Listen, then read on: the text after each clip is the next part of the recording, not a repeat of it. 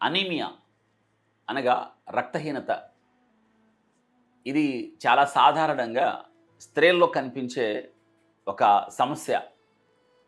ఎదుగుతున్న పిల్లల్లో, వృద్ధుల్లో ఎనీమియా సాధారణమైన విషయం.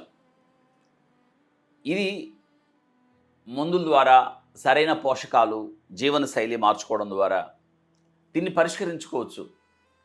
ఎనీమియాను అశ్రద్ధ చేస్తే తీవ్రమైన దుష్పరిణామాలు శరీరం మీద ఉంటాయి. ప్రత్యేకంగా గుండె మీద అనీమియా చూపించే ప్రభావం గుండెను ఛిద్రం చేస్తుంది అని చెప్పాలి. ఈ దినాన ఎనీమియా గుండె మీద ఏ రీతిగా ప్రభావాన్ని చూపిస్తుంది, గుండె ఆరోగ్యాన్ని ఏ రీతిగా దెబ్బతీస్తుంది అన్న విషయాన్ని మనం నేర్చుకుందాం. అనీమియా రక్తహీనత పలు రకాలుగా అనీమియాను మనం వర్గీకరించవచ్చు. అప్లాస్టిక్ అనీమియా అని, ఐరన్ డిఫిషియన్సీ అనీమియా అని, విటమిన్ డిఫిషియన్సీ అనీమియా అని, ఆ తర్వాత థాలసీమియా అని, సికిల్ సెల్ అనీమియా అని రకరకాలు రక్తహీనతలను మనం తెలుసుకోవచ్చు. రక్తహీనత అంటే శరీరంలో ఉండాల్సిన హిమోగ్లోబిన్ కన్నా తక్కువగా ఉండడం.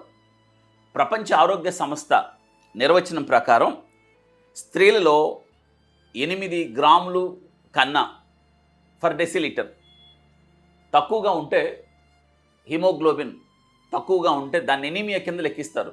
పురుషుల్లో 9 గ్రాములు హిమోగ్లోబిన్ ఫర్ డెసిలీటర్ కన్నా తక్కువగా ఉంటే ఎనీమియా కింద లెక్కిస్తారు. దానికన్నా ఇంకా హిమోగ్లోబిన్ తగ్గిపోతే అది తీవ్రమైన ఎనీమియాగా భావిస్తారు. అసలు ఎనీమియా ఎందుకు వస్తుంది? పలు రకాల కారణాలు చెప్పుకోవచ్చు. మనం తినే ఆహారంలో లోపం అనగా మనం తీసుకునే ఆహారంలో ఐరన్ లేకపోతే ఎనీమియా రావడానికి అవకాశం ఉంది. నేటి దినాన ఆహారపు అలవాట్లో వచ్చిన మార్పులు తీవ్రమైన ఎనీమియాకు దారితీస్తున్నాయి. ఫుడ్ తింటున్నాం, కళ్ళకు నచ్చిన ఫుడ్ తింటున్నాం, కానీ దేహానికి అవసరమైన, దేహం ఆరోగ్యంగా ఉండడానికి అవసరమైన ఆహారాన్ని తీసుకోలేకపోతున్నాం. తినే ఆహారంలో ఐరన్ లేకపోవడం ద్వారా, తినే ఆహారంలో విటమిన్స్ లేకపోవడం ద్వారా B12 తర్వాత ఫోలిక్ యాసిడ్ మనకి అనీమియా రావచ్చు. లేదా తీవ్రమైన రక్తస్రావం జరగడం ద్వారా మనకు అనీమియా రావచ్చు. కొన్ని కారణాలతో శరీరంలో పేగుల్లో అంతర్గతంగా రక్తస్రావం జరగడం ద్వారా అనీమియా రావచ్చు. ఎదుగుతున్న పిల్లల్లో సరైన పోషకాహారం తీసుకోకపోవడం ద్వారా ఎనీమియా రావడానికి అవకాశం ఉంది. కొన్ని వ్యాధులు, థాలసీమియా, సికిల్ సెల్ అనీమియా, ఇవి జన్యుపరంగా వంశపారంపర్యంగా వస్తాయి.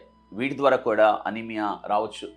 అనీమియా వచ్చినప్పుడు ఎటువంటి లక్షణాలు ఉంటాయి అనే విషయాన్ని మనం తెలుసుకో. ఎక్కువగా అలసట, ఏ పని చేసినా అలసట రావడం, గుండె నొప్పి రావడం, గుండె విపరీతంగా కొట్టుకోవడం, చర్మం తెల్లబారిపోవడం, గోళ్ళు పెలుసవడం, నీరసం, నిస్సత్తువ, తలనొప్పి, గుండె నొప్పి, గుండె వేగంగా కొట్టుకోవడం, ఈ లక్షణాలను మనం అనీమియా కింద లెక్కించవచ్చు. ఇటువంటి లక్షణాలు ఉంటే వెంటనే రక్త పరీక్ష చేసుకొని అతి తేలిగ్గా ట్రీట్మెంట్ తీసుకుంటే ఎనీమియాను వర్గీకరించి వైద్యులు సరైన సలహాలు, చికిత్స చేస్తారు. ఎనీమియాను నిర్లక్ష్యం చేస్తే గుండె మీద తీవ్రమైన ప్రభావాన్ని చూపిస్తుంది. గుండె మీద ఎనీమియా అనగా రక్తహీనత ఎటువంటి ప్రభావాన్ని చూపిస్తుందో మనం ఇప్పుడు తెలుసుకుందాం. రక్తం యొక్క విధులు మనం చాలాసార్లు వింటూ ఉంటాం, తెలుసుకున్నాం. రక్తం గుండె నుండి పోషకాలని, గుండె నుండి మంచి రక్తాన్ని శరీరం అన్ని భాగాలకు అందిస్తుంది, ఆక్సిజన్ అందిస్తుంది అని. మన శరీరంలో ఉన్న అవయవాలు ఆరోగ్యంగా ఉండడానికి పోషకాలు అవసరం, ఆక్సిజన్ అవసరం. ఇది రక్తం చేసే పని.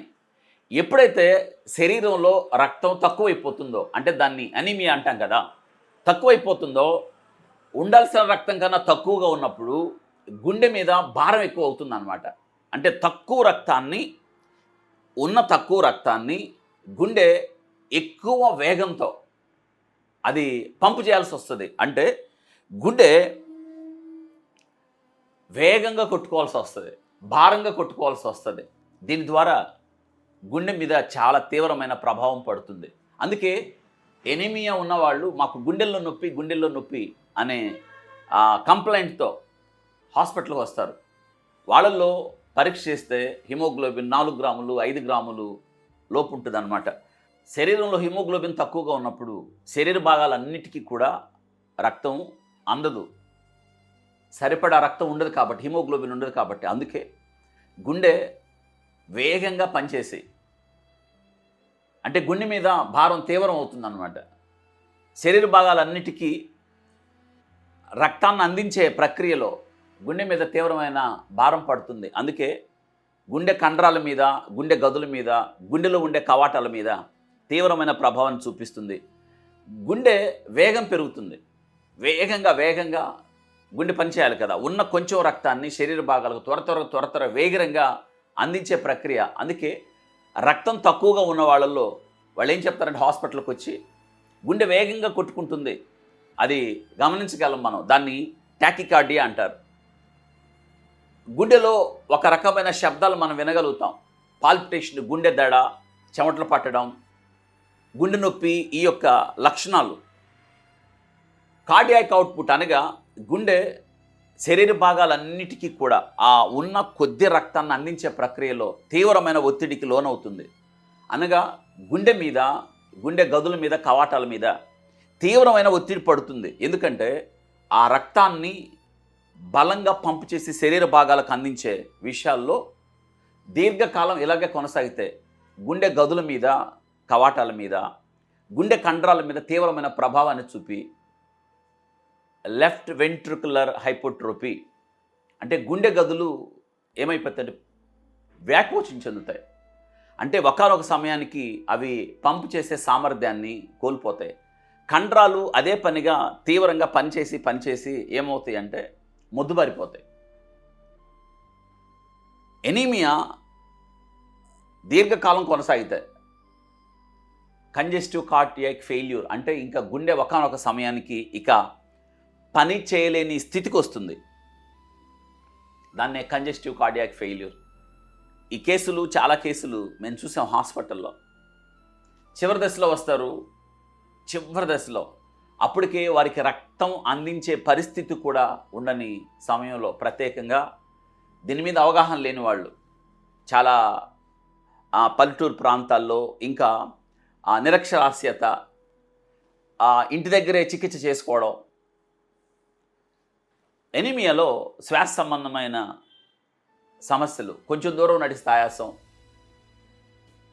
మెట్లు ఎక్కలేకపోవడం, ఏ పని చేసినా అలసటగా అనిపించటం, గుండె మీద, ఊపిరితిత్తుల మీద ఆ ఉన్న కొద్దిపాటి రక్తం శరీరాన్ని భాగాలకు ఆక్సిజన్ అందించడం అది కష్టతరమైన పని. అందుకే శ్వాస తీసుకోవడంలో ఇబ్బంది కలుగుతుంది. ఛాతీ నొప్పి రావడం అంటే గుండెల్లో నొప్పి రావడం, గుండె కండరాలు పూర్తిగా వ్యాకోచించటం, ఇర్రెగ్యులర్ హార్ట్ బీట్స్ అంటారు. అంటే లయ, గుండె స్పందనలో వేగం, లయ తప్పడం చూస్తాం. వాల్యూమ్ ఓవర్లోడ్ అంటే శరీరం అంతా కూడా నీరు చేరిపోవడం. పల్మనరీ ఎడిమా, ఊపిరితిత్తుల చుట్టూ కూడా గుండె కవాటాల్లో నీరు చేరడం, ఇవన్నీ కూడా ఎనీమియా లక్షణాలు. చూసారా, ఎనీమియా చిన్నదే, సాధారణమైన సమస్య, కానీ దాన్ని నిర్లక్ష్యం చేయడం ద్వారా గుండె మీద, గుండె పనిచేసే తీరు మీద తీవ్రమైన ప్రభావాన్ని చూపిస్తుంది. అయితే దీనికి పరిష్కారం ఏమిటి, చికిత్స ఏమిటి? ఐరన్ అధికంగా ఉన్న ఆహారం తీసుకోవాలి. ఐరన్ అధికంగా దేనిలో ఉంటుంది? గోంగూర, పాలకూర, మనకి పచ్చగా కనిపించే వాటిల్లో ఐరన్ ఉంటుంది. మునగాకు ఎక్కువగా తీసుకోవాలి. ఖర్జూరం, బీన్స్, నట్స్ ఎక్కువగా తీసుకోవడం. రక్త కణాల తయారీకి విటమిన్స్ అవసరం. B12, folic acid. B12 ఎక్కువగా ఉండే ఆహారం తీసుకోవాలి. పాలు, గుడ్డు, పచ్చని ఆకుకూరలు, నట్స్ ఖచ్చితంగా తీసుకోవాలి. ప్రత్యేకంగా ఇక్కడ ప్రస్తావించవలసిన విషయం ఏంటంటే సి విటమిన్ ఎక్కువగా తీసుకోవాలి. అనగా ఐరన్ శోషించడం, అబ్జర్వ్ చేయడానికి విటమిన్ సి చాలా అవసరం. సిట్రస్ జాతులు అంటే పుల్లగా ఉండే మనం ఖచ్చితంగా తీసుకోవాలి. నిమ్మ, నారింజ, తర్వాత జాంపండు. వైద్యుల సూచన మేరకి ఐరన్, ఫోలిక్ యాసిడ్ తీసుకోవాలి. తీవ్రమైన ఎనీమియాలో ఒక్కోసారి వైద్యుల పర్యవేక్షణలో వైద్యుల సలహా ప్రకారం బ్లడ్ ట్రాన్స్ఫ్యూజన్ కూడా, అంటే రక్తం ఎక్కించడం కూడా జరుగుతుంది. చూసారా, ఒక సాధారణమైన సమస్యను సకాలంలో పరీక్ష చేసుకొని ఐరన్ ఫోలిక్ యాసిడ్ డాక్టర్ యొక్క పర్యవేక్షణలో వేసుకుంటే పరిష్కరించబడుతుంది. జీవనశైలి మార్చుకోవడం ద్వారా, మంచి ఆహారం తీసుకోవడం ద్వారా. అశ్రద్ధ గుండె మీద ఇంత ప్రభావాన్ని చూపిస్తుంది, ప్రాణాంతకం అవుతుంది. కాబట్టి ఈ లక్షణాలు ఎవరిలో ఉన్నా పరీక్ష చేసుకొని, శరీరంలో రక్త శాతం ఎంత ఉంది తెలుసుకొని, వైద్యుని సంప్రదించి వైద్యుని సలహా మేరకు చికిత్స తీసుకుంటే ఆరోగ్యకరమైన జీవితం గడపవచ్చు. మనం తినే ఆహారం గురించి శ్రద్ధ కూడా అవసరం.